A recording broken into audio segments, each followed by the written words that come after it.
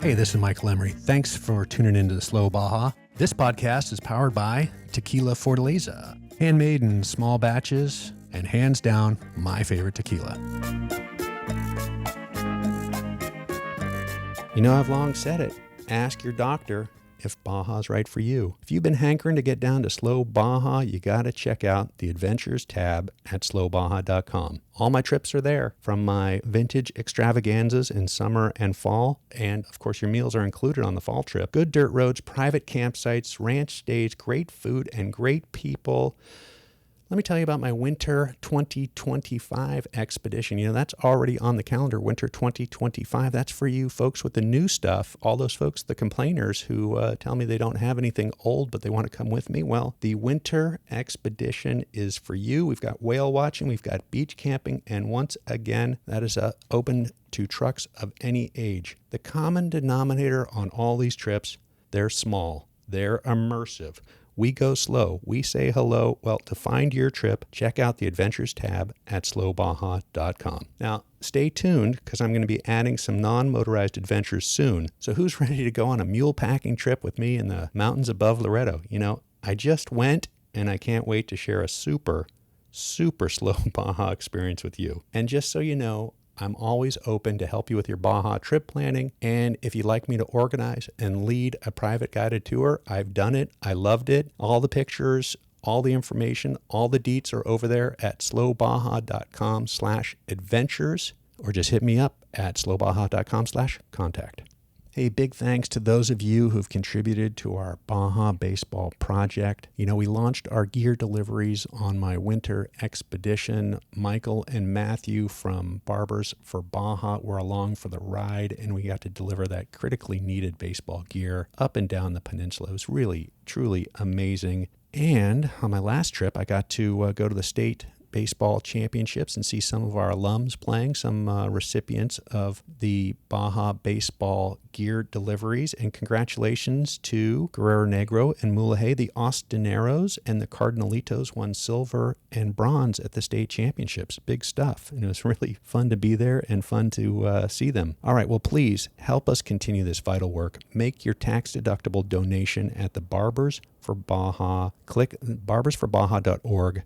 Click the Baseball in Baja link, and I thank you from the bottom of my heart. I really do. It is so amazingly gratifying to be able to give these kids this chance to keep playing this sport, keep them on the field, keep them out of trouble. Please check it out. Baseball in Baja link at barbersforbaja.org. Thank you. Well, thanks for tuning into today's Slow Baja. Before we get into things, I've got a little blatant self-promotion here. My friends at Apple tell me this is the 150th Slow Baja podcast, so my heaping dose of gratitude goes out to you. Sincere, honest thanks. Thanks for tuning in. Thanks for the support. Thanks for the messages. Thanks for the reviews. Thanks for repping Slow Baja on your truck or your Baja bike. Thanks for sporting that Slow Baja trucker cap. Thanks. I mean it from the bottom of my heart. Getting teared up here. All right. You know, when I started this thing, I had no idea where it was going. I didn't know what I was doing. I just knew I had this burning curiosity about Baja, and I was going to figure out how to get it out and do this podcast and go conversation to conversation. And I'm just delighted that I'm still as enthusiastic about show 150 as I was about show number 1. And I've deeply, deeply enjoyed feeding my own curiosity and bringing you all these conversations. And I look forward to the next one, and I look forward to the next 150. All right, well, today's show is with Carl Honoré. Carl is an award-winning writer, broadcaster, TED speaker. That's main stage TED. That's main stage TED. His TED Talk in Praise of Slow has millions of views. He is the voice of the global slow movement. His first book in the U.S., it's called In Praise of Slowness. Around the rest of the world, it's In Praise of Slow, like his TED Talk. It chronicles the global trend towards putting on the brakes in everything from work to food to parenting. The Financial Times said it is to the slow movement what Das Kapital is to communism. And with that amazing analogy, without further ado, I'm going to bring you Carl Honoré from Baja, Los Sagrados Horse Sanctuary, my amigo, Carl Honoré, today on episode 150 of the Slow Baja podcast. Hey, well, I think we're just going to get started here. Beautiful morning in Todos Santos. Slow Baja podcast with Carl Honoré. This is where we want to talk slow, right? Home of slow, Baja. Yeah, I'm pretty honored, frankly, that you're here, that you've taken the full Slow Baja plunge from, let me get my readers off, listeners.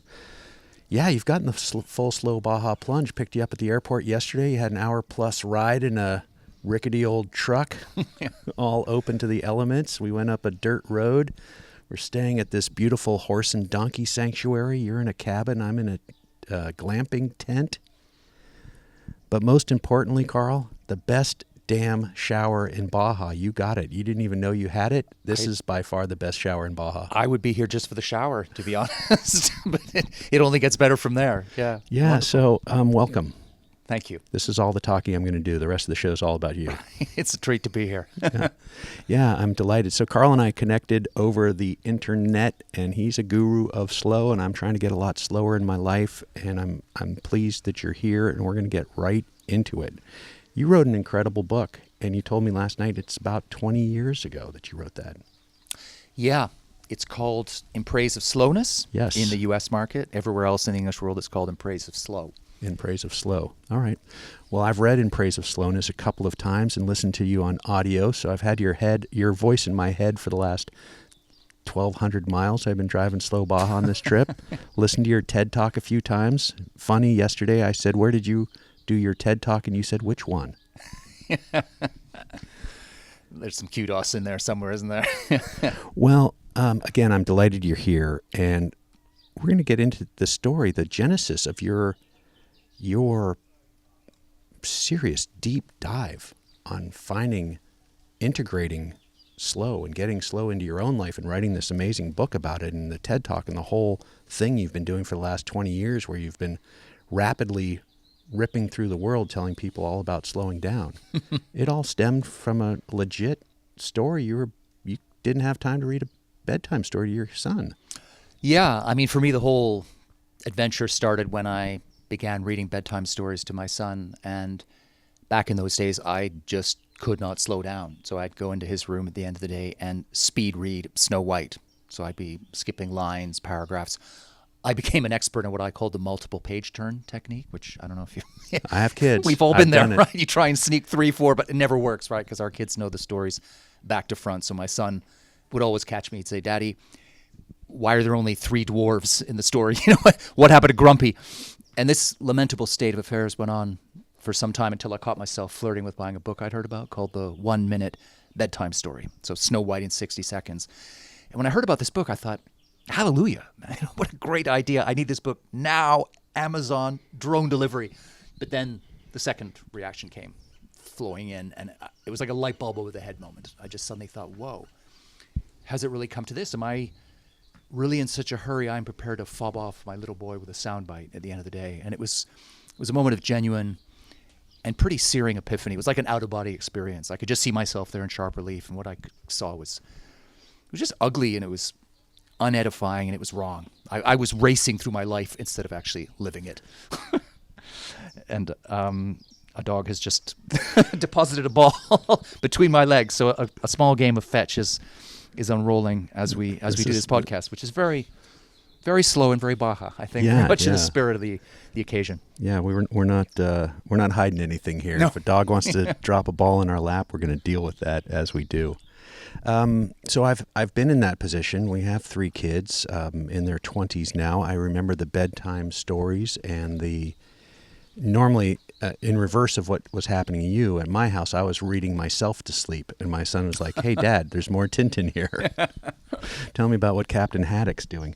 But you had that moment where you said, "WTF?" Basically, what am I doing? But you're international journalist, hopping the globe, doing big stuff in London, and it's hard to step off of that track. So, how soon after the epiphany came the project?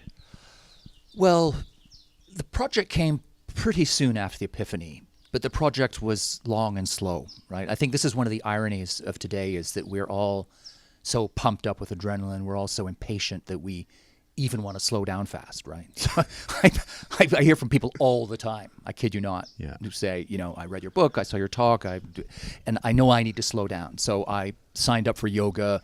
I ran across the street to do some meditation. I rushed home to cook a slow food meal for and you think, you're not quite getting this here, right? Slowing down is a process. It takes time.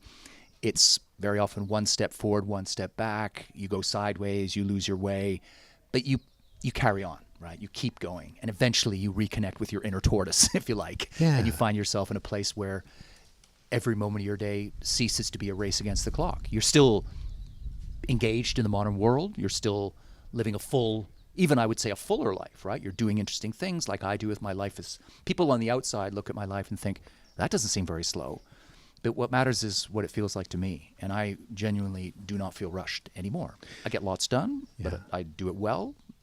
I'm there, I'm present, I enjoy it fully, but I'm not in a hurry. And that's really, I think, what we're talking about here with slow, because the whole slow culture quake is not, like, I'm not an extremist of slowness. Let's get that out on the table up front. I love speed.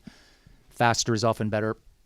We all know that, but not always. And that really, I think, is the key to unlocking the slow revolution with a capital S. It's about doing things at the right speed. So tempo giusto. Sometimes fast. Yeah, musicians talk about the tempo giusto, the right tempo for the moment. Sometimes you want to go fast, but sometimes you want to slow things down. And then you play with all the different rhythms, paces, tempos, speeds in between. And I think if you drill a bit deeper, slow really is it's a mindset. It's quality over quantity. It's being present in the moment. It's doing one thing at a time, if you remember those days. Yeah. Ultimately, really slow, I think, is about doing everything not as fast as possible, but as well as possible, which is a very simple idea, but one with the power to revolutionize in a good way every single thing you do. Yeah, and you really took a deep dive on that and did your homework, did your research. Slow food, slow cities, slow sex. I mean, you went all there. Yeah, I went all there, all in, and then out again. Yeah, I think this is the joy of slow. It's a simple lens, but it can be applied to every field of human endeavor. So I wrote In Praise of Slow, or In Praise of Slowness. It published 20 years ago. But since then, the slow revolution has just erupted. So you will find in every single human activity imaginable a slow movement. So whether it's slow education, slow fashion, slow travel is huge now. And I think you, with Slow Baja, you're part of that, right? Yeah, rethinking the art of travel. I'm trying, yeah. It's a very simple idea, but one that can just level up, to use a phrase at the moment, every single thing you do. And so now that you're down this path, what parts of this have really resonated with you? I know we had a lovely dinner last night at Irabuena, farm to table. That's fabulous. And we were talking about both of our passions for spending some time thinking about a meal, planning a meal, shopping at the farmer's market. This is an activity that my wife and I are doing all the time. Multiple, specialty shops, whether the prosciutto's coming from here or we were talking about our fondness for the focaccia shop, Ligera Bakery in North Beach in my old neighborhood. Is so amazing that you were there and you experienced, because that's world class. In Ligera, I didn't find focaccia that good, when I was in Italy. But what parts of this have you really integrated into your life? You've made it clear, and you made it clear to me last night that you're not rushed, no matter what you're doing. Yeah. Around the world, you would think you would be very much on the fast track, and you would snap your fingers and turn on slow Carl, because most of the time it's fast, angry Carl. But you don't. Thankfully, that's not the scenario we're talking about here. At all. Yeah. No. It's I guess in a sense, what you're really doing is you're changing the chip, right? You're slipping that slow chip into your brain, and that means that you arrive at each moment thinking, how can I get the most out of this moment, right? How can I live this moment completely and utterly and fully?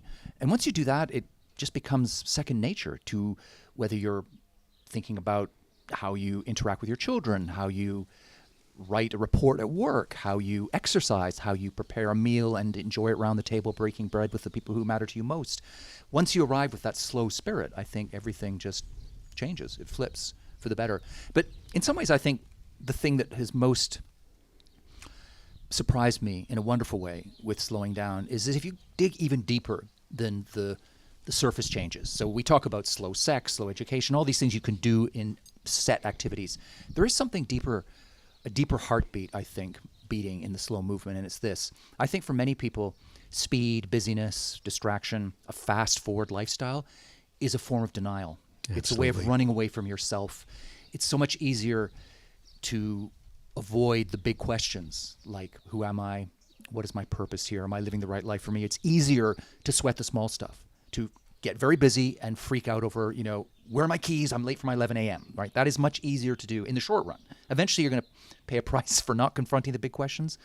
But I think that's why many of us have a sense that we are skimming the surface of our lives when we get stuck in roadrunner mode. And when you slow down, the first thing you realize when you genuinely slow down, slow with a capital S, is that you have a kind of meeting with yourself, right? I think this is what we get disconnected from ourselves when we get stuck in fast forward. And I found that slowing down really is at its core about getting back in touch with who you are, right? Listening to the whispers of your own heart, grappling with those deep, eternal, tidal questions that define who you are and how you want to move through the world. And that really is the magic of slow, I think, ultimately. Sure, you can hang on the Christmas tree, slow sex, slow education, all the great meals, all that stuff is wonderful. But I think if you go deep down to the volcanic core, it's about getting to the heart of who you really are, getting to the heart of the matter. And that's what slow does for anyone. It's there for all of us. It's not something you have to pay a lot of money for on Amazon. It's there for all of us if we just take that first step towards putting on the brakes. So this is something that I caught yesterday as I was, prepping for this conversation and sitting in bumper-to-bumper traffic coming to get you at the airport. I'm listening to your TED Talk, and you just touched on this for just a second in your TED. And it really did resonate with me. We're so busy scrolling right now. We're scrolling. Yeah. We're so invested in other people's BS that we're not focusing on who we are. Yeah. And what matters to us and how we move through our own lives and through the world and all of that. And can you unpack that a little bit more about the kind of deep dive you've had on getting into who you are and then helping the other people that I'm sure you're consulting to businesses and speaking in groups and getting people to really figure out this core issue. Yeah. Well, I think we live in a society obsessed with speed, with cramming more and more into less and less time, but it's also plugged into something bigger, especially I would say in the last sort of 15 years with the rise of social media, which is that we live in a kind of distraction industrial complex where everything around us is built to chip away at our attention, to spread us into different corners, to spread us thinly, right? So that we just skim the surface, we scroll, we glance, we touch and then move on very quickly, right? And that creates a short-term adrenaline rush, which makes you feel like you're alive. You're taking part in the great drama of early 21st century living. But what you're doing actually is you're just wasting your time, right? And I think this is what so many people discover once they really get into slowing down, is that they go deep, right? Because fast is shallow. It touches the surface and skips along. Slow goes deep. It gets down to the heart, gets to the core of the matter. And I think that can be as simple as just being alone with your thoughts, right? Something that people find so terrifying now. I mean, you just mentioned driving to pick me up and listening to the TED Talk and so on. I mean, we used to walk places with nothing but our own thoughts rattling around inside our heads. Now, who goes anywhere without listening to a podcast or with one eye on the Instagram feed? And it's just this constant drip, drip, drip, this constant barrage of electronic interruptions, which keeps us just right on the surface of things. And I think we get so accustomed to that slowing down becomes frightening metaphysically, because it means we're going to have to confront ourselves for the first time, many for us for the first time in years. But it also means that we have to move away from the easy thrills of that distraction industrial complex, right? Because it's tapping into bits of our lizard brain that we find really alluring and hard to give up, the kind of little dopamine squirts, right? But if you move away from that, I like a bit of dopamine as much as anyone, right? Of course, right? It has its moments. But there are other moments where you just need to step back and let things flow, right? And it's not surprising that, the whole flow, being in a flow state, in Praise of Slow, could very easily be in Praise of Flow, right? I think flow and slow, it's not surprising they rhyme. I think there's a lot to do with that. And I think when we start to flow through our lives, instead of charging through them, then everything changes, right, at a deep tectonic level. Well, I know that you hear so much about professional athletes, or even my son, getting into that flow state where the whole game slows down. Yes. Whether it's hockey, which you're so passionate about, or football, where all that chaos and drama and pain can be crashing down on you, and that quarterback still sees the whole thing. Yes. In slow motion. Yeah. I'm a huge sports guy, and I love the metaphor of sports for slow. Yeah. Because if you think of the greatest stars, the top athletes in any sport, especially team sports, what is the one thing they all have in common?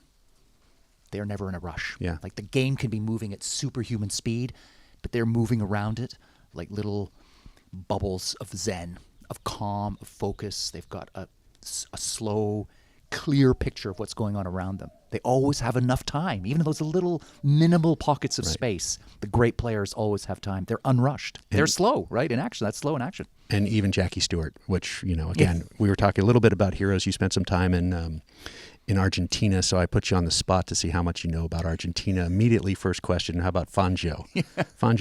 Jackie Stewart probably would have said Fangio was the greatest driver in the world, but Jackie Stewart was a damn fine driver, and he was probably the first one who always said, you've got to slow down to go fast. Exactly. Yeah. And so you touched on Zen, meditation. I know. What parts of getting inside your own head and trying to tune out everything else have you researched, experienced, and integrated that have paid off? Well, I do meditation. I do yoga as well. And I think some people find those a little bit hard to get to grips with at the start. They can feel a little woo-woo and so on. So what I recommend to people, if they're looking for a way to start uncoupling from this tsunami of distraction and overstimulation and caffeine, is to walk. Like that is the most simple act of slowness, right, is walking. Because really coming back to the idea of the tempo giusto, right, being the core of the slow message, finding the right tempo for the moment. When we walk, we know instantly and intuitively whether we're walking at the right speed. When you're walking with someone else and you're having to walk a little faster or a little slower, it's instantly He's not talking uncomfortable. about you, Amy. He's not talking about Yeah, you. that's right. Yeah. My wife, the fast I'm thinking walker. of my wife here as well. And it's uncomfortable. Whereas if you're walking at the right speed, you feel it. And I think that's so useful as a way to get into the whole slow revolution is through the body. Right? Because this is something we lose in a fast-forward culture, the connection between mind and body. It gets systematically obliterated by the go faster, do everything at once culture. And bringing the mind and body back together is one of the main benefits of slowing down. And a beautiful, simple way to do that is to walk. Just go for a walk. And all the great thinkers in history have always known that walking is the secret, the launch pad to creativity, to connection with the self, to exploration of the soul, to touching the sky, right? Whether it's Kafka or Nabokov or Woolf, they all have talked about walking as being the doorway through which you pass to find yourself, to find others, to find great thoughts. This is where walking, I think, is a really good way to reconnect with those deeper, slower rhythms. And especially if you can do it in nature, because that's another way to tap into slow, is we know that and we're sitting in glorious nature here at the moment. We can hear the wind riffling in the trees. There's horses neighing in the background. I can hear cicadas. This is nature at its finest, right? And nature slows us down. Nature doesn't do speed, right? We try as human beings to accelerate Mother Nature. That always ends badly for everybody. Nature is slow by its very nature, right? It has its tempo giusto. It has the right tempo. It always follows it. And we know the science is really clear on this, that being in green spaces lowers feelings of stress, enhances feelings of calm, sharpens concentration. It slows us down. And that's why people talk about, the Japanese talk about forest bathing. You talk about ecotherapy or green time. Just simply being in a green space and walking, bringing those two things together, I think is a superpower when it comes to slowing down. Yeah, I agree. And driving very slowly and not stressful conditions. Yeah. Yeah. One of the things that our kids are about the same age, college and post-college. And one of the things that also struck me from your research and your talks, the Harvard letter of slowing down. Now, I lived in a pressure cooker environment where unfortunately, in the top high school that my son went to, kids were committing suicide, because of poor test marks and whatnot, and parents as well. And it was when our son got accepted there, we just don't worry about it. You're going to be fine. Like, whatever, you're going to be fine. And he was fine. And he was fine. Yeah. And how do you get folks who are so caught up with what the perceived others are doing, and if they can't get their kid into the Ivy League or to the Oxford, Cambridge in your world, or the top university, they're going to fail? How do you get folks to just understand it's going to be okay? Yeah. Well, the first thing to say is it is going to be okay, right? Especially the more a parent is freaking out about their child performing at the highest level, that tells me that kid is, if the parent just backs off, that kid is going to be fine, right? Whatever school pretty much they go to, the studies show they're going to be absolutely fine. But that doesn't get away from the kind of tornado of panic that kicks in, especially in high school, right? As parents start freaking about the next step. What can you do?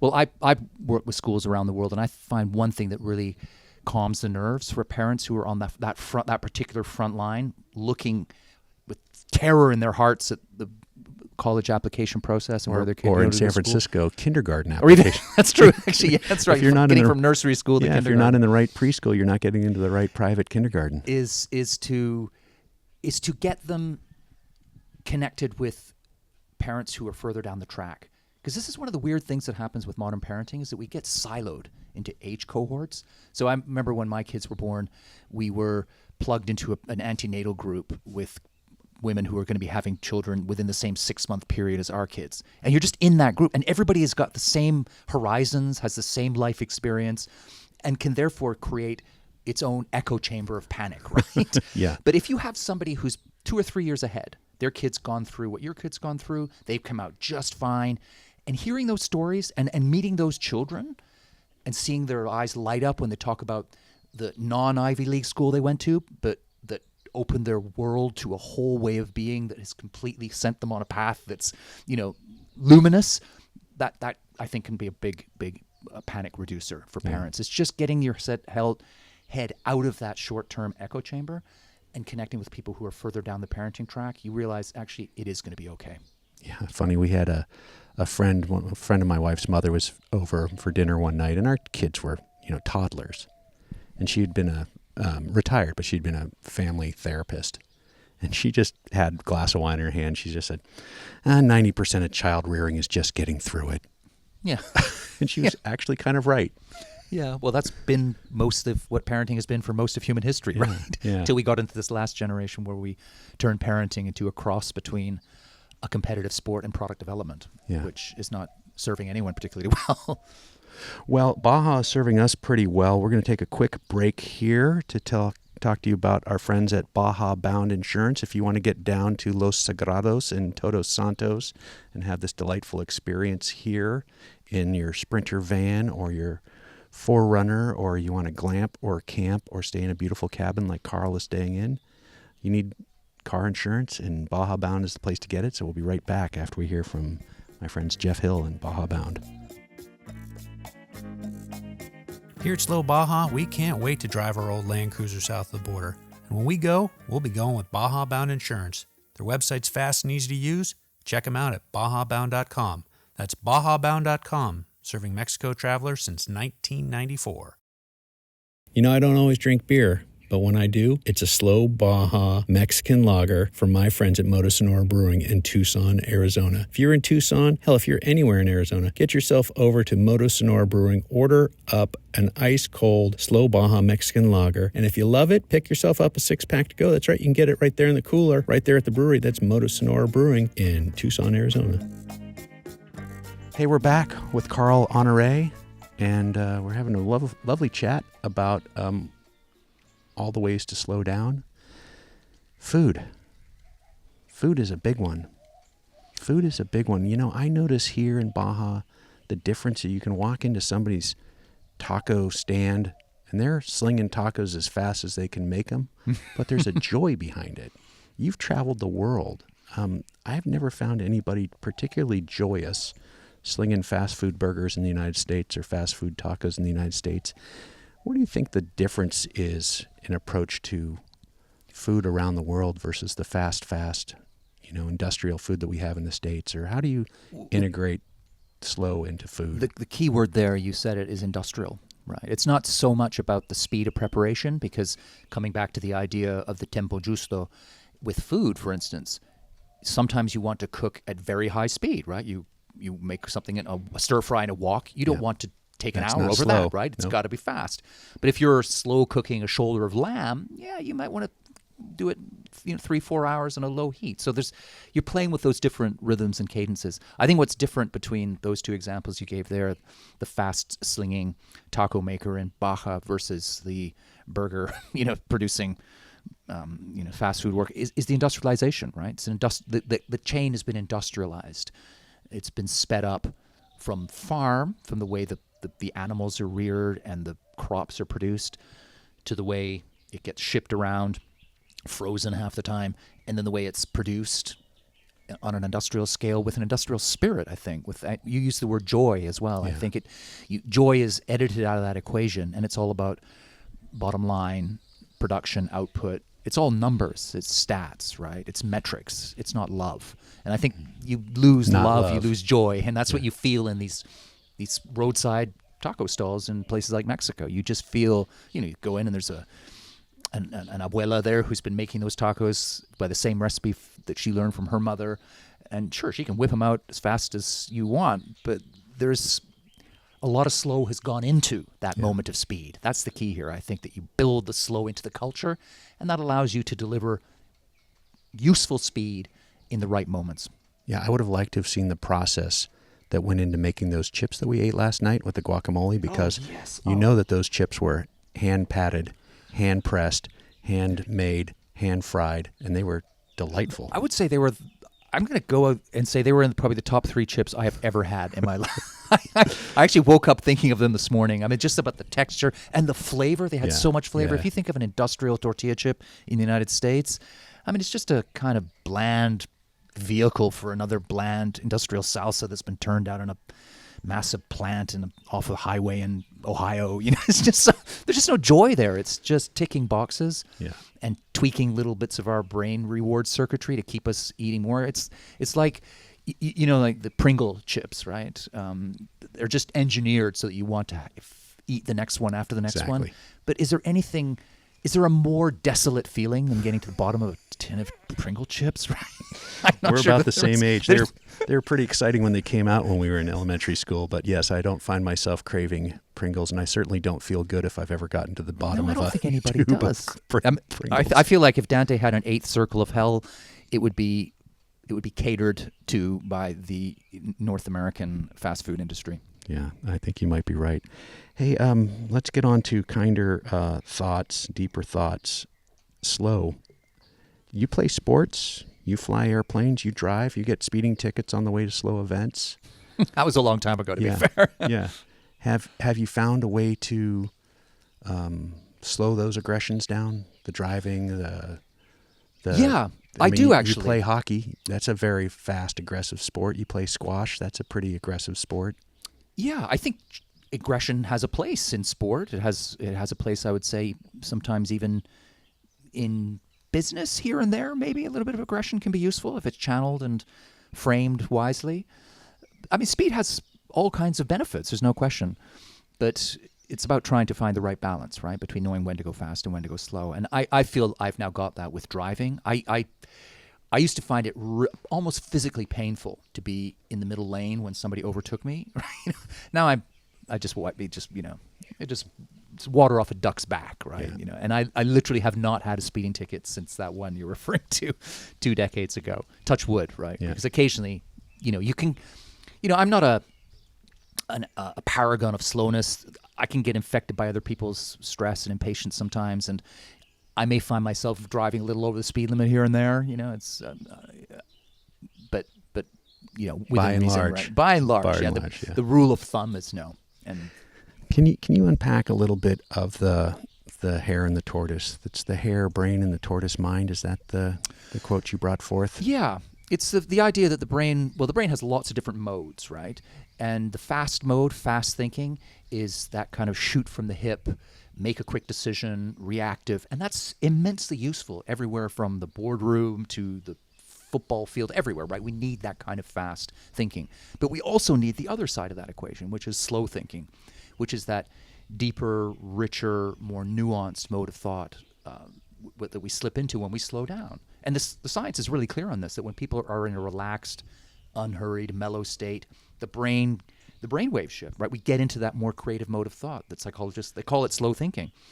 And that's why, I mean, I'm sure you know this. I mean, anyone listening will know this from their own lives. If you think for a moment, when do your best ideas usually come to you, right? I mean, you can ask that question all over the world to any kind of audience, and no one anywhere will ever say my best ideas come when I'm juggling 43 emails, right? Yeah? Or racing to meet a deadline with the boss breathing down my neck. You know what the number one answer you get to that question is? Where do my best ideas come to me?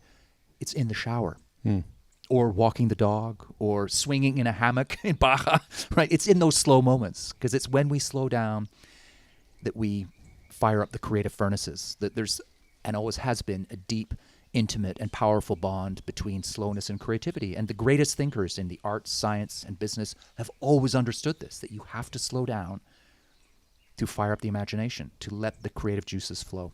Yeah, I often wonder what would happen if Picasso had his day ruined by staring at his smartphone, or if Einstein didn't have that time to just stare into the blue and think about nothing, what he was deeply thinking, but it looked like he was just staring into the blue in a transcendental state. But a lot of great thinkers, Winston Churchill was a great napper. Charles Darwin called himself a slow thinker, right? I mean, this is where some of the most transformative, transcendent thinking that has changed the world has come from people just slowing down and letting their minds wander, right? And that is so hard to do now when we're surrounded by the endless temptations of social media, right? And I wonder now, we're only, 15 years into this grand experiment of social media? I wonder if we'll look back in 50 years now and see this time of constant distraction as a real low point of human creativity. If we start looking back across the moments of real peak of human breakthroughs in blue sky thinking and hugely innovative thoughts, I wonder if we're going to find that this was one of the valleys. Yeah, well, my son, the painter, just deleted Twitter. He said, I just don't need it. I just don't need to hear what other people are saying. I can find my basketball highlights someplace else. It's just too much noise. I mean, we're talking a lot about pace and slowness, but we also, as human beings, we need silence. We need moments of quiet, of serenity, and because it's in those moments that you can step back and see the big picture and connect the dots. And it's through that, the magic of the mind wandering, that you unlock all kinds of deep secrets in yourself, in your work, in the circle of people around you. That's where the music and the magic happen. Yeah. And social media just gets in the way. But look, this is all sounding a little bit gloomy. I'm actually a natural-born optimist, and I do think that we will come out of this moment of trough or valley, right, where we are with social media getting in the way of deep thinking. I think it's already happening. I'll give you one example, which is this new social ritual. I'm not sure if you've heard of it, called stacking. Do you know what stacking is? I do not know what stacking is. This is when young people go out, like the 20-somethings or whatever, teens, go out to have a coffee together in Starbucks.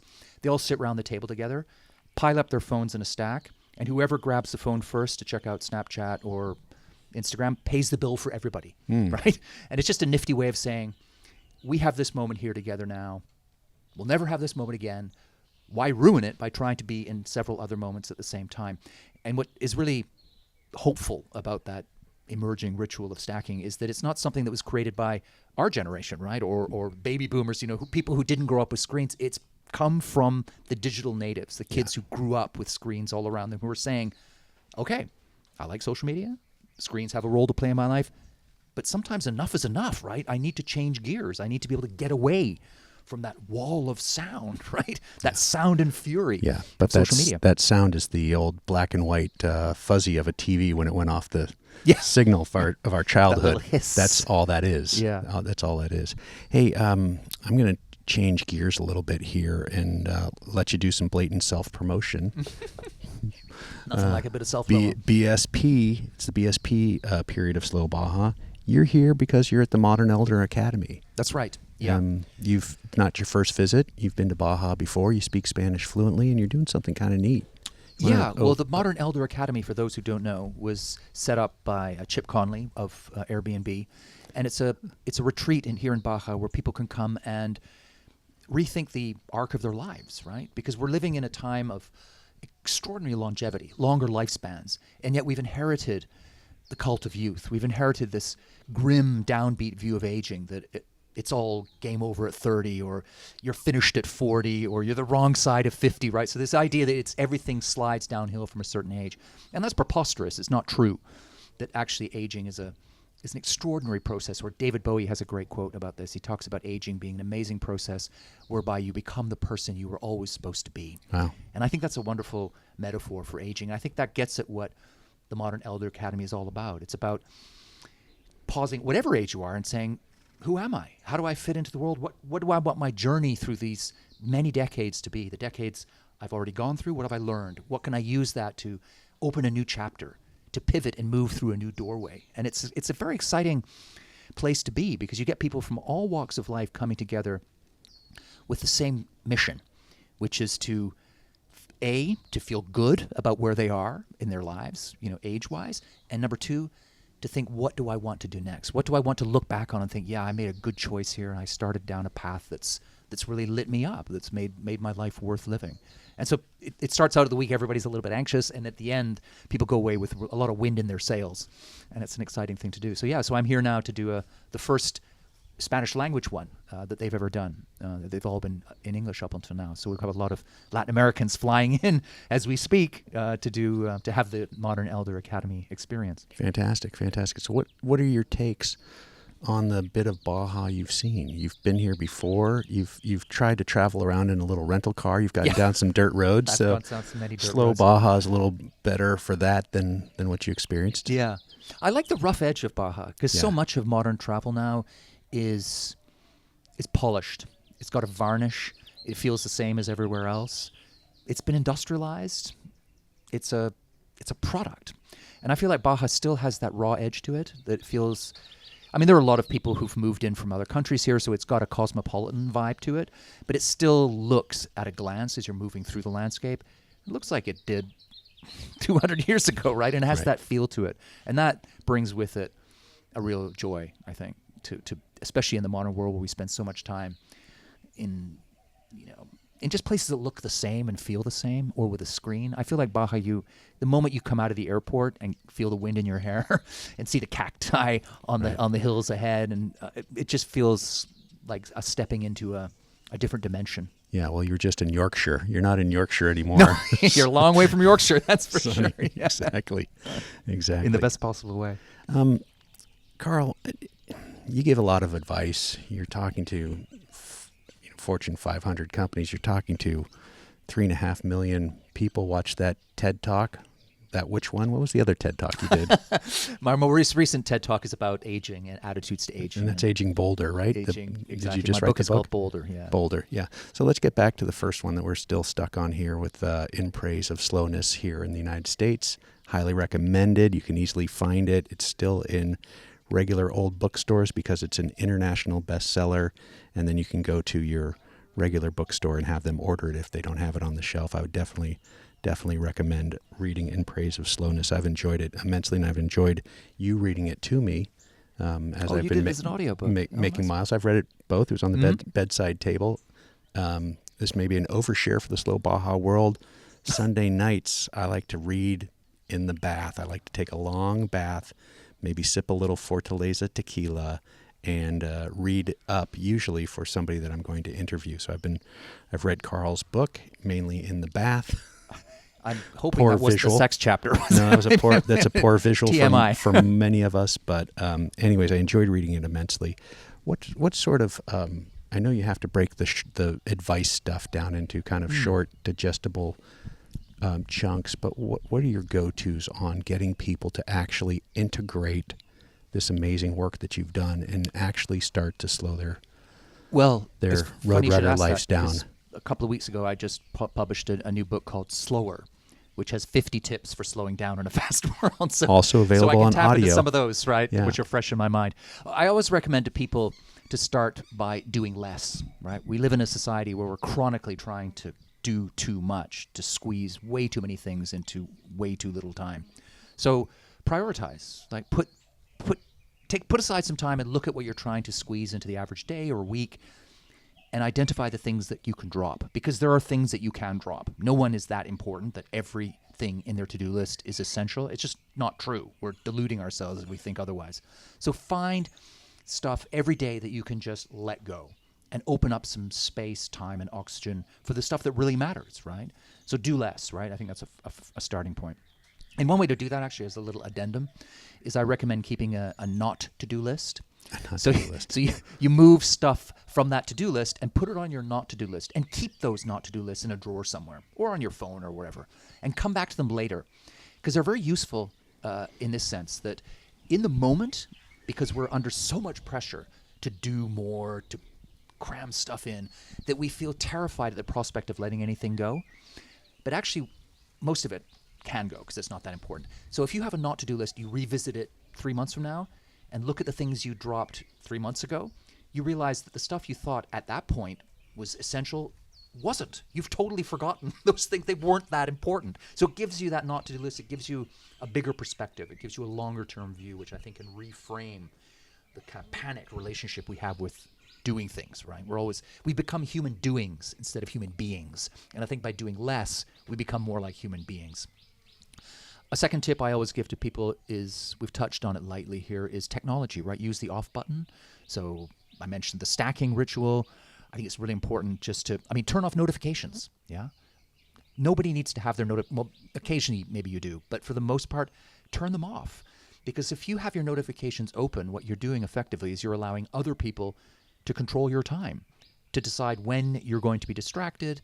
They are the ones who are pulling the strings on your attention. Turn off the notifications. You can still get all your messages, but you decide when to look at your inbox, right? And I found for me that was a big game changer, because I was already doing the slow thing when smartphones really exploded, and I just went with what everyone else did, which was notifications on, and found myself just turn them off, right? I never miss anything that's important, but I also never get distracted, right? Because I'm calling the shots on my incoming messages. A third suggestion I always make is to incorporate some kind of slow ritual into your life. And that could be anything from yoga to knitting to reading poetry. I love sketching, like sketching things. I'm a terrible artist. Would never show any of my public sketches publicly. But there's something about the act of looking at something, looking again, and then looking again that just slows you right down. Because we never do that. We glance, we move on, right? And there's something about sketching I find that just vaccinates me against the virus of hurry, right? So build some little slow ritual into your day. It doesn't have to be a 4-hour extravaganza. It can sometimes just be 5 minutes. But it will just inject a little rhythm of slow. Well, we were talking again last night at dinner about your trip to San Francisco and how amazing it was that you were in my neighborhood and you're probably in line for that focaccia, and while you were probably in line, you were watching the Chinese ladies across the street in Washington Square Park do their Tai Chi and their group exercise. And so let's change gears into your new project, Boulder, and talking about some of the things that you've researched, some of the ideas on living longer, living bolder, slow exercise, Tai Chi, Qigong. You've written about that in Praise of Slowness. That you've come up with lots of anecdotes, research about how people have been able to integrate the slow into their fast parts of their life and perform better. Yeah. Let's get into Boulder now.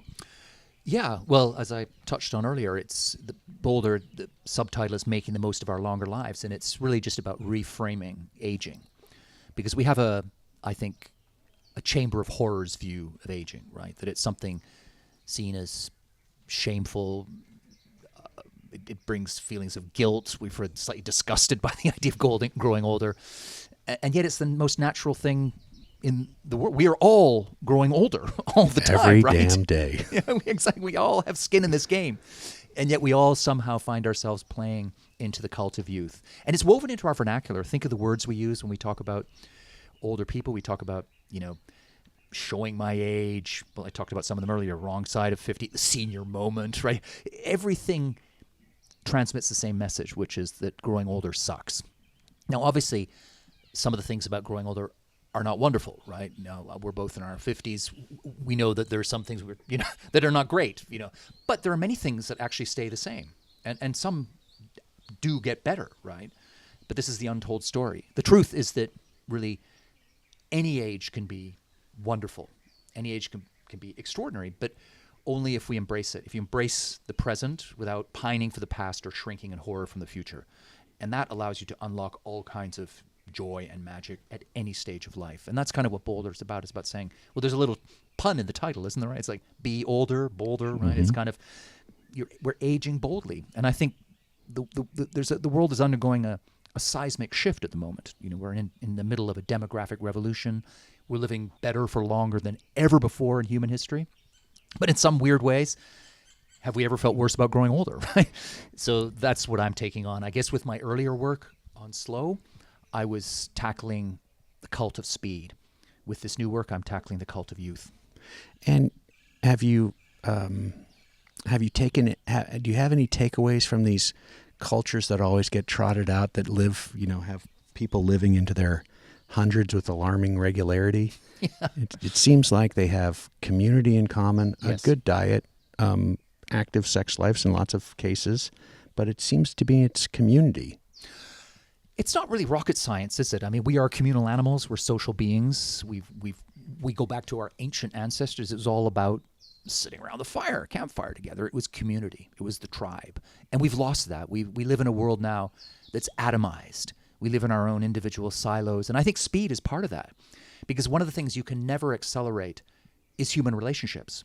No matter how much of a rush you're in, you can never make someone fall in love with you faster, right? It just doesn't work that way. You might want to get married next week, but these things have a natural rhythm, a natural time to them.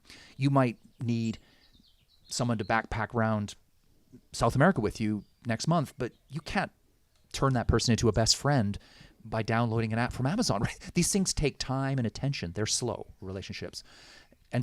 But relationships are the core. We know this. Science is super clear now, right? That loneliness is as bad for your health as smoking 15 cigarettes a day. Social relationships are the cornerstone of a life well lived, of a healthy life, of a life worthy of the name. And if you go across any culture where people are living and thriving into their deeper decades, right? Strong social relationships will be at the heart of that. And we have sacrificed human connection on the altar of speed in Western cultures. We are more connected than ever before, but more lonely than ever before. Right.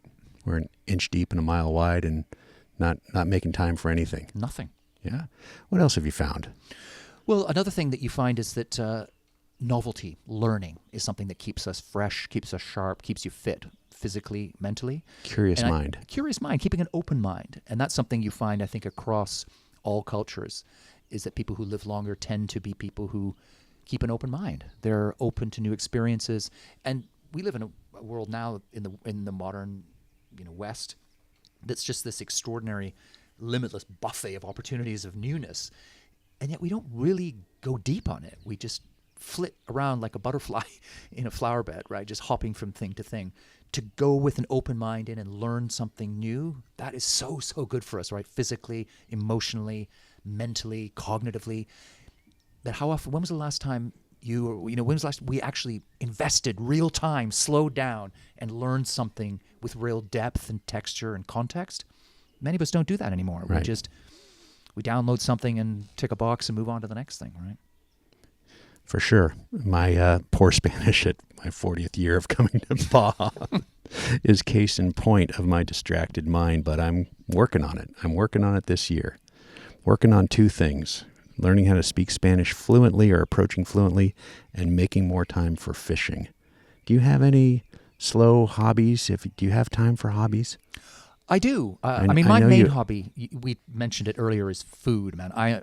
In another world, I am a chef, right? Or I'm a cook somewhere, just making food for people and sitting around the table, breaking bread. I love to cook. So every day I will make something, right? Nothing I eat is processed. Everything is made from scratch. And we're not talking about 4-hour, 20-course banquets, right? We're talking sometimes just a simple dish. But there's something for me about the act of simply making something with your hand. I mean, I'm always in my head for my work. I'm about words, I'm about speaking and writing and all that. And to go down into the kitchen and unpeel a little bit of garlic, slice some onion, throw it into the oil, hear it crackling and sizzling, and then the aromas. You're firing up all your senses, right? And there's something so tactile and simple and human about that moment of cooking. And then the sharing of it with the people. I feel like people say, how do you show love? I know that I show love through cooking for people. Yeah, for sure. For sure. Hey, Carl, before you go, I'd love for you to talk a little bit about the power of slow and how I listened to it on audio here in Baja, driving in between places when I had a chance to not die on a pothole-filled road or with cows jumping out of the bushes at me. And it's more of a work progress. It's something you lead people through exercises. Yeah.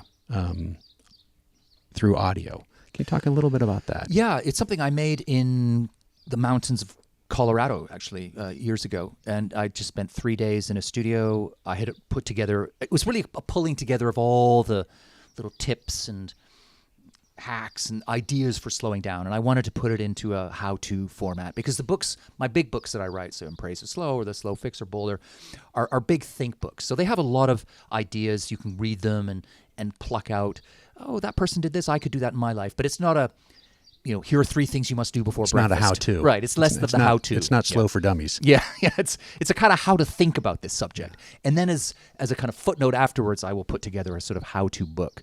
So I did the audiobook, The Power of Slow, which has lots of ideas for just putting slow in action in your own life.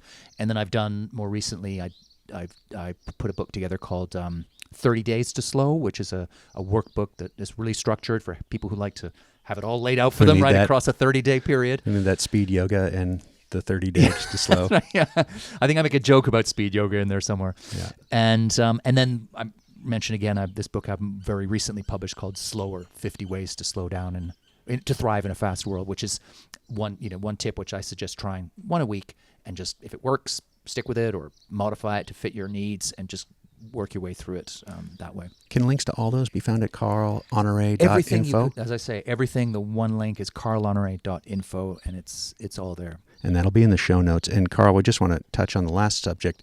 You were talking about you were one of 9 who survived the survivor process of the TED Talk Masterclass. So can we go into that again?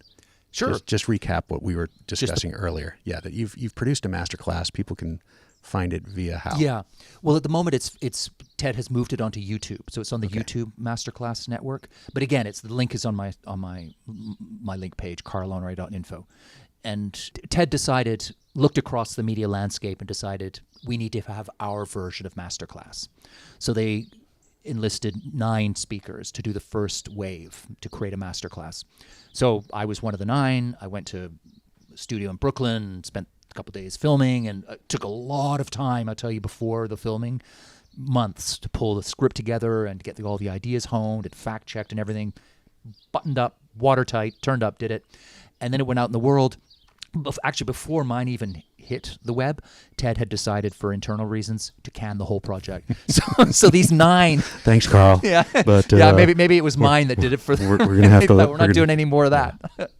So effectively these 9 got made. They are out in the world. Mine and the other 8 are available on YouTube for anyone to download anywhere in the world. But they will TED, as far as we know, will never make another masterclass. So it's a kind of, I don't know, is it a weird honor? I don't know. It's kind of strange to have been in this. I think it's a weird honor. It'll be a footnote of TED history at some point that who were the 9 people who, name one of the 9 people who, perhaps. I'm going to definitely put it in the weird honor category. All right. Well, it's been a real honor. Thank you very much for making some time for me in Baja and taking a ride in old slow Baja. That must have been a what am I getting myself into moment for you. This isn't exactly airport limousine. I felt right at home the moment I clambered into that front seat. So I've enjoyed it thoroughly. Thank you very much. All right. Cheers. We did it. Thanks. Cheers. Hey, well, I hope you enjoyed that conversation with Carl Honoré. If you want to find out more about him and all of his writings and his TED Talks and all of that, that's carlhonore.info. Carl Honoré, HONORE.info. And you can see it all there. He's an age disruptor. He's the voice of the slow movement, and he's a damn cool guy, and I can't believe that he would agree to meet me, let me pick him up at the airport in my 50-plus-year-old truck, drive him an hour north down some dirt roads to a horse and donkey sanctuary to hang out just so we could talk about being slow on the Slow Baja podcast. So thanks, Carl. That was cool, and I really appreciate you letting me in to talk to you about slow. All right, if you like what I'm doing, all this stuff that I'm talking about, driving down 3,000 miles down and back to Baja to interview Carl in a truck that gets 10 miles to the gallon, that's, 300 gallons of gas. So that's $5 a gallon. It's a lot. Time is money, and money is something that I rarely have in the Slow Baja account. So if you've got some tacos jingling in your pocket and you like what you've been listening to here, 150 shows of it, it's about time to drop a taco in the tank and help me keep doing this. There's some merch in the stores. We got some hats, we got some stickers, black t-shirts. The cupboards are getting bare there, and that's always a reflection of my financial state. So if there's something there that catches your eye, canvas shopping bag, that deluxe canvas shopping bag is really great. I've been traveling a lot this summer, and I've been using that as my carry-on. It's got the zippered top. It's got the zippered inside security pocket. It will fit an awful lot of stuff. I was carrying all sorts of stuff around the Overland Expo Pacific Northwest. It really was cool having that bag there. Great addition. So get one of those. All right. Well, 150 episodes got me thinking about all the folks that I've talked to in the last couple of years, and a few of them have stood out to me, and I don't want to say I've got favorites. These things are like kids, they really are. But I will say there's a couple of them here that I want to say, if you're looking for a show, I've not been dropping that many shows lately. That's also related to travel and related to finances and such. But if you're looking to dive into the archive and check out some of the past shows, I'm going to tell you, Johnny Johnson, R.I.P. amigo Johnny Johnson. I got to thank Lynn Cheneth for getting Johnny to the actual podcast there. I think he had to go get him out of bed. Carol Mears also was an amazing resource and help in getting that interview set up. She's terrific and has been so kind to me. So thanks to Carol and to Lynn. Both Roger Mears and Lynn Cheneth have also been on the Slow Baja podcast. Check out their conversation. But Sal Fish, I've had him on the show twice. Sal has just been terrific. Really great conversation. So I implore you to go check out Sal. English Bikes and Wild Dogs. Hayden Scott and Joy, Hayden Robert Scott Tuffer and Joy talk about riding English motorcycles on the Nora, and that was the first time I really said, this is what I'm supposed to be doing. These are the conversations I'm supposed to be recording. Really enjoyed that one. Mary McGee. So much good has come from Mary since we've had that Slow Baja conversation. She's been inducted into the Off-Road Motorsports Hall of Fame. She's had a 30 for 30 film, which I don't think is out in release. I just got to see the presser, which is amazing story of Mary condensed into 30 minutes. So Mary McGee, check out that interview. I'm going to go see her, taking a trip out west, and I'm going to drive out to Nevada and shoot a new podcast with Mary talking about the film and everything that's happened to her since the last conversation. So look forward to that. Christian Beamish, I gotta say, Matt Sawyer, listener, told me about Christian Beamish, and I looked him up, and he was first, pro author kind of a guy that I reached out to and had to do a little back and forth. It was during COVID. Had to do a little back and forth to get into his space and record an interview in person. Voyage of the Comrades, really a lovely book. I've read it a couple of times. I've listened to it on audiobook on long trips. I've given it away as gifts a few times. Just gave it to Tom Hill, who was on the show from Iron Resin, the founder of Iron Resin. I just sent him the book. It's really a lovely story. Christian Beamish, Voyage of the Comrade. Check that one out. Patty Upton. I just saw Patty at Overland Expo in Bend, Oregon, and her story had nothing to do with Baja. And I took some liberties, but she and her her dude Lauren, who later went on to become her husband, were the first. They got a Guinness World Record for this. The first to drive the Darien, not trying to float it down rivers or whatever, but actually hack a path through the jungle and drive the Darien. And once they got through the Darien, which was truly harrowing, and Patty really can spin an amazing tale. Once they got through the Darien, they just kept on driving because the roads were just so easy after that they ended up driving their little Jeep CJ5 all the way around the world. And being up at Overland Expo and seeing all these rigs that are so built out and so kitted out and so capable, to see Patty's little Jeep that just drove all the way around the world after they got through the Darien. She's an amazing storyteller, so check her out. Greg Tomlinson, he's wearing the number one record plate here. He's the most listened to podcast. Greg Tomlinson came on a trip with Hayden and some other guys riding motorcycles with me. My first sort of feeling out the slow Baja adventures. I was being a Sherpa and a guide for 4 dudes on vintage bikes, and he's just a cool guy. He and I had a lovely conversation about just growing up in Southern California with Baja in your backyard and what that does to you, for motorcycle riding, for surfing, for camping, for all of that.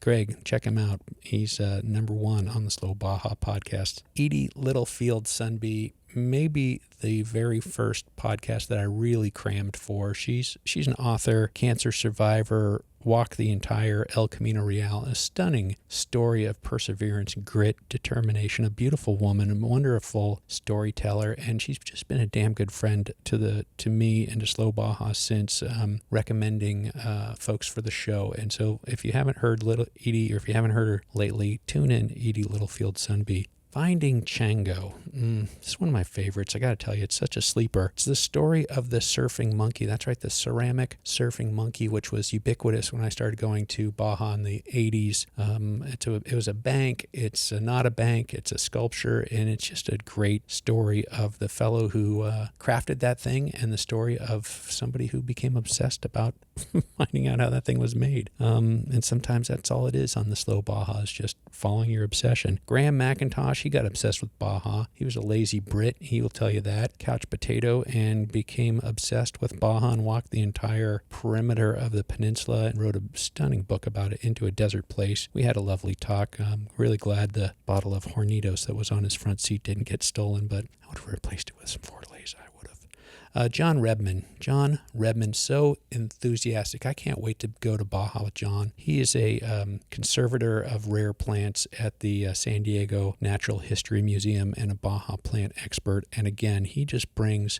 plants alive, and I can't wait to be in Baja with him. He's really a terrific conversationalist. Riding the Baja Divide with Herb Boole. Again, I would love to be able to ride the Baja Divide. It was at 1,700 miles or something. Herb Boole did it. It's a stunning accomplishment, and he really brought it to life. Natalia Badan, the soul of the Valle de Guadalupe. I really enjoyed talking to her, and tragically, much of her property was burned recently, but she's a lovely, lovely woman with a 60, 70-year history in the Valle, and again, you can feel the weight of what's happening with the development there in our conversation.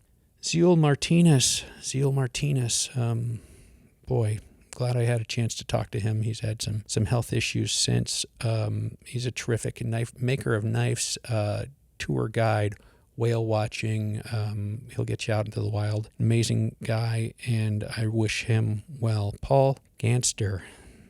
I really enjoyed talking to Paul. Again, that was during COVID. I think we sat about 25 feet away from each other. We were practically shouting at each other in his front yard with the parrots flying over. But he traveled with Harry Crosby and has such an amazing recollection of those times, which were really amazing times in Baja, as Harry was bringing attention to little known to the outside world, very, very little known things to the outside world, but these amazing, amazing cave paintings. And he was absolutely obsessed by it, and Paul was his student and got a chance to ride an awful lot and make a lot of those photographs. If there's a picture of Harry in the photograph of the cave painting, Paul probably made it. David Cure, I've talked to David 3 times at least, and he broke down the 50-year history of the Transpeninsular Highway. He's written a book on the missions, and we talked about it on the show, and he has 50-plus years, nearly 60 years of Baja travel, and he remembers every dang second of it. So David Cure, pick out one of his shows and listen to that. And I'm going to wrap it up with a couple of racers here. Salt of the Earth racer, my buddy Kurt Leduc. just love talking to Kurt. He paid me one of the great compliments. I don't get many compliments. So Kurt said, you really got me. And it was wonderful sitting next to him at the Off-Road Motorsports Hall of Fame banquet. He leans over and he said, and again, I'm sitting next to Kurt on one side. I got Off-Road Motorsports Hall of Famer Johnny Campbell on the other, across from Larry Ragland. And Kurt said, our slow Baja conversation, you really got me. Like, you really got me. And it just warmed my heart, because that's what I'm really trying to do. I'm trying to bring these stories out of these people that I'm fascinated by, and hope that they, open up and share from the heart. Anyways, last but not least, Pete Springer, first podcast I ever dropped. Pete Springer, such a great storyteller. He built the FJ40 that won his class in the 1973 off-road Baja Sports Committee race, not the Nora, not the Score, the one in between. Pete had a month and $300 to build that truck, and he built it and it won. And he's just a great storyteller. He traveled at Baja at such an interesting time, flying around, running airplanes out of gas, landing them on the road, crashing motorcycles because, he was young and dumb, and driving old 1940s trucks down dirt roads in the 60s, and just really traveled Baja at a great time, and has all his marbles and can really weave a great story. So listen to one of those or both of those Pete Springer conversations. All right. Well, again, thanks for listening to me and listening to me ramble on a little bit in this outro. But again, it really is meaningful to have you here. I'm going to tell you about Mary McGee. She had a pal, Steve McQueen. Steve McQueen loved Baja, and he said to Mary, you got to get off of that pansy road racing bike and come to Baja with me. And she said, ooh, and get dirty. But she did, and she was the first person to solo the Baja 500, which is an amazing thing. But back to her pal, Steve McQueen. Steve said, Baja is life. Anything that happens before or after is just waiting. People always ask me, what's the best modification that I've ever made to slow Baja? Without a doubt, it's my Sheelman seats. Toby at Sheelman USA could not be easier to work with. He recommended a Vario F for me and a Vario F XXL for my navigator Ted, as Ted's kind of a big guy. And Toby was absolutely right. The seats are great and they fit both of us perfectly. And let me tell you, after driving around Baja for over a year on these seats, I could not be happier. Sheelman, slow Baja approved. Learn more and get yours at sheelman.com.